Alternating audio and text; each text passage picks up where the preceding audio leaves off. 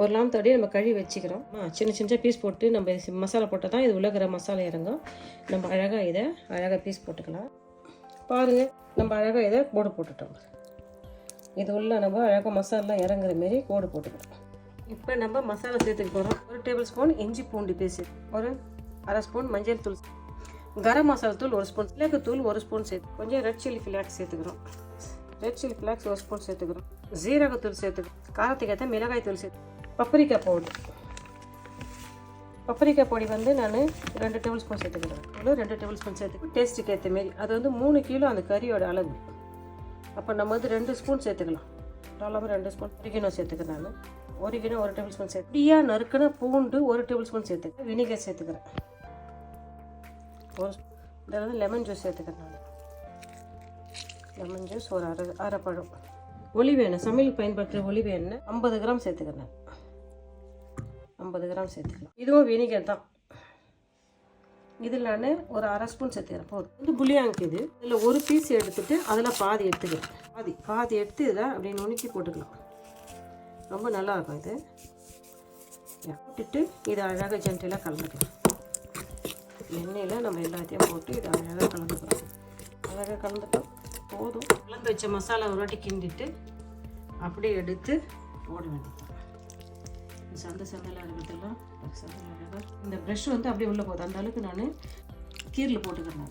மேலோட போடல, கீரில் ரொம்ப டீப்பாக போட்டுக்கிறேன். கீரில் அப்போ தான் இந்த மசாலாலாம் ஊறும்.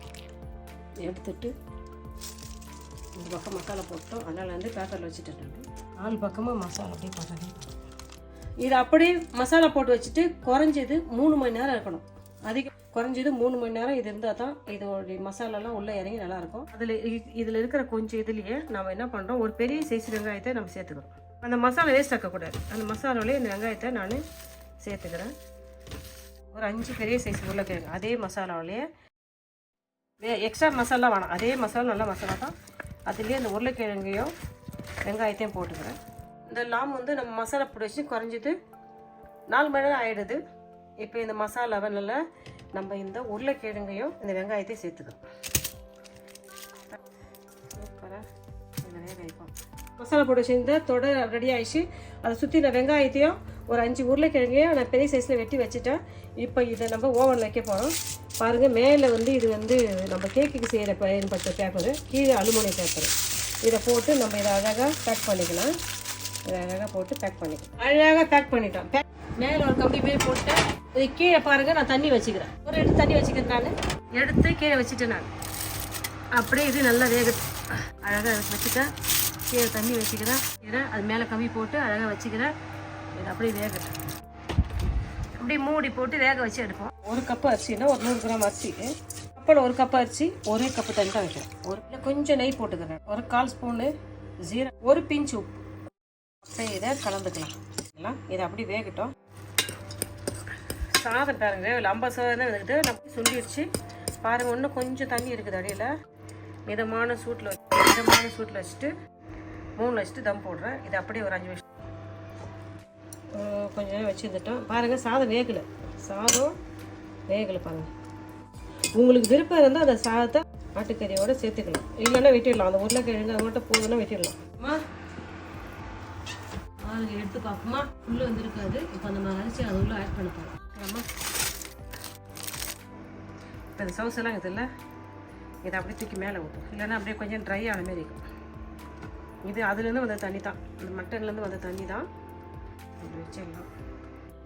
ஊற்றிட்டு இது கூட சைடில் இந்த சாதத்தை வச்சிடலாம். சாதம் பாருங்க. இப்போ நம்ம அரிசி சாதம் கொஞ்சம் சேர்த்துட்டோம். சாதம் வேணாலும் விட்டுடுங்க. சாதம் கொஞ்சம் ஆட் பண்ணிக்கிறேன். சாதம் இப்போ தான் வச்சுக்கலாம். மறுபடியும் தூக்கி நான் உள்ளே வைக்க போகிறேன். கீழே வச்சுட்டு அப்படியே மூடிடுவோம். அப்படியே இது வேகட்டும். தம் போட்டுமே தான் ஆகும். சாதமும் வெந்துடும், கறி இன்னும் கொஞ்சம் வேகும். பாருங்க, என்ன சூப்பராக எல்லாம் அட்டகாசமாக ஆயிடுச்சு. வாங்க சாப்பிடலாமா? பாருங்க, என்ன சூப்பரான சுவையான அழகான ஆரோக்கியமான பாருங்க மட்டன் என்ன அழகாக சூப்பராக என்ன சாஃப்டாக இருந்துச்சு பாருங்க. சாதமும் பாருங்க, சாதம் அப்படியே ஃப்ரைட் ரைஸ் மாதிரி ஆகிடுது பாருங்க. சவுஸே போதும் பாருங்கள், எங்களுக்கு சவுஸே பாருங்கள் அப்படியே குழம்பு மாரி இதே வந்துடுது. இதே போதும். இதுக்கு மேலே இதுக்கு ஒன்றும் வேணாம். சாதத்தில் இது கூட அப்படியே பசிஞ்சிட்டா சூப்பராக இருக்கும். கறியெல்லாம் எண்ணெய் சாஃப்டாக எண்ணெய் அழகாக வந்துடுது. இந்தாங்க சாப்பிட்டு பாருங்கள். நான் செஞ்சேன் இந்த லாம் லெக் பீஸ் எப்படின்னு சொல்லுங்கப்பா. இந்த வீடியோ ரொம்ப யூஸ்ஃபுல்லாக இருக்கணும். நீங்களும் இதே மெத்தட் செஞ்சு பார்த்துட்டு நான் செஞ்சேன் இந்த மட்டன் லெக் பீஸ் அப்புறம் இது எப்படின்னு சொல்லுங்கள். இந்த வீடியோ பிடிச்சி லைக் பண்ணுங்கள். உங்கள் ஃப்ரெண்ட்ஸுக்கு ஃபேமிலி தெரிஞ்சுன்னு சொல்லி எனக்கு சப்ஸ்கிரைப் பண்ண சொல்லுங்கள். நீங்கள் கொடுக்குற அதாவது டெய்லிக்கு என்னால் ஒரு வீடியோ போட முடியும். சப்ஸ்கிரைப் பண்ணுங்கப்பா. பை. தேங்க்யூ.